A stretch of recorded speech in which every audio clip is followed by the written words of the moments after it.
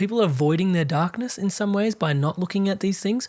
But is it okay to not look at these things? Because some people probably don't need it in their awareness, because some people have this fear that if I focus on it, it makes it more real. But if I don't focus on it, it'll just go away. You know what? Your question itself is an answer to one of the prayers that I had put around to God, I think about 6 months ago. I told God I want to do a podcast where I want to be given an opportunity to speak about this. And Amrit, you have actually just asked me a question.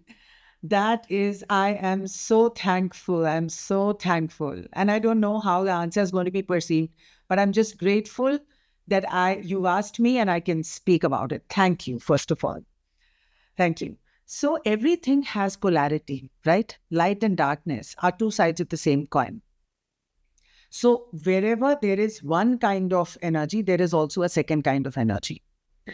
Ignoring energy is a choice, but pretending it is never there is one of the biggest mistakes that anybody could make. Just because we close our eyes and say the tiger is not coming, it doesn't change the tiger from coming. Spiritual bypassing has become so common now. People only want to have podcasts where they talk about the light. Oh, we are hoping, and oh, this is so good. Sure, it's not that you need to focus on the darkness, but know that it is there, acknowledge it. You may choose not to participate in it. That's absolutely okay. But pretending it's not there is not going to help you. It's like using fire or using a knife. Fire can be used to cook food. Fire can also, if not done well, can also, lead to death and destruction. Doesn't mean fire is not good or it doesn't have its own goodness, right? Similarly, spiritual energy is just energy. If you use it in a good way, you can ascend. If you don't use it in a good way, you can descend. But the most beautiful thing over here is that there is still human choice, even in death. So it is your choice what you want to do, but don't not acknowledge it. Don't say, oh, it's not there. Let me just focus here. Sure, it's a choice, but there is so much of darkness and there is so much of participation of human beings in darkness that it's not funny. Even artificial intelligence today comes under the darkness category if we don't know how to control it. If we try or if we feel that it is going to replace some things that we do. As long as we use it as a tool, it's great. Otherwise, let me tell you that artificial intelligence is going to be the death of human consciousness. It has happened once with Atlantis. It's going to happen again. The way the floods are coming, the way the disasters are happening, these are warnings. Use technology with responsibility. So darkness has many faces. Darkness only doesn't seem like Rahu, which is the North Node. Darkness also seems like ChatGPT. Darkness also seems like, so many things that we are doing. Tantra gone wrong can lead you to darkness. So many things gone wrong because you're handling pure energy. So yes, handle it responsibly. Take it to the next level. Be part of this ascension. But don't say that there is no negative side to it or I'm not choosing to see the negative. So many people say, oh, in the podcast, can you only talk about the good things? Because if you focus on the bad things, we just may manifest it. No, you please look at the bad things. It's like a parent telling the child or parent telling somebody, my child can do nothing wrong. But I'm sorry, murders are happening by teenagers only today. Be aware. Yes, don't blame him. Encourage him to be on the right track. But don't be unaware that the human mind or technology or many other things can go wrong. It's just sheer and pure energy. What happens to individuals that do bypass and suppress their darkness? They create more and more lives that they have to come back to learn the same lesson. And then they become, in some lives, they become part of the darkness. So a person who's done spiritual bypassing may end up becoming a black magic practitioner, may end up being born to a tantric who's using or misusing it, thereby putting him directly in the source of things. And then again, he has to make a choice. Am I going to be taking forward the lineage of my father, who's a tantric and who's not doing things right? Or am I going to break free from this, from this tradition? The lessons get tougher, the lives keep repeating, the lifetimes keep increasing, the karmic repercussions keep increasing. It's interesting because most people that are tuning into this podcast associate Tantra with this beautiful spiritual practice where one starts to understand their most innermost energies.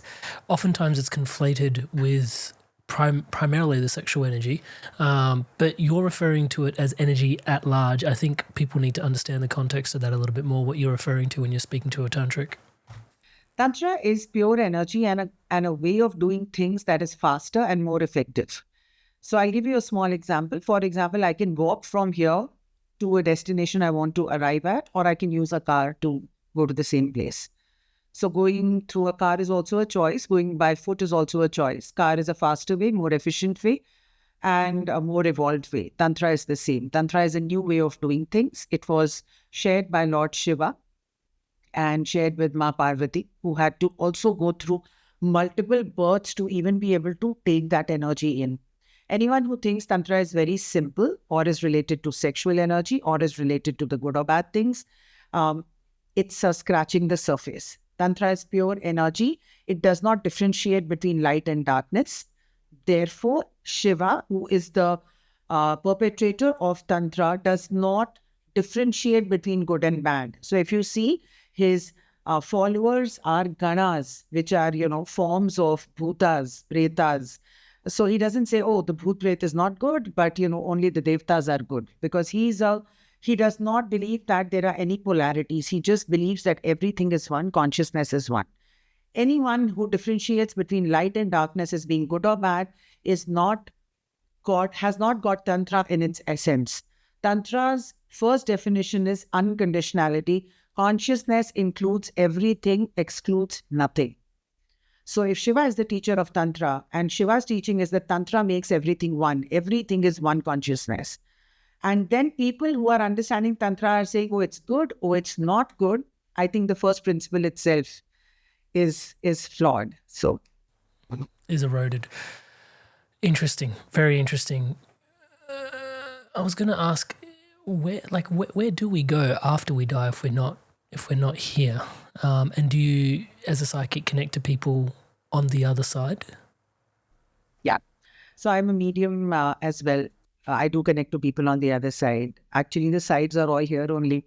It's just that we are aware of just one thing that we are able to see in this life, which is the third dimension. And where do souls go after they die? So the body dies. The soul still is here. Even the Bhagavad says that. And reincarnation is a principle of life. So what happens is it's like a return to home, return to base. And before that, I want to explain that there's something called a master grid. There is a master grid. Call it the seat of the soul. Now, from here, the entire soul does not incarnate. So there's a part of the soul that incarnates into, let's say, this world.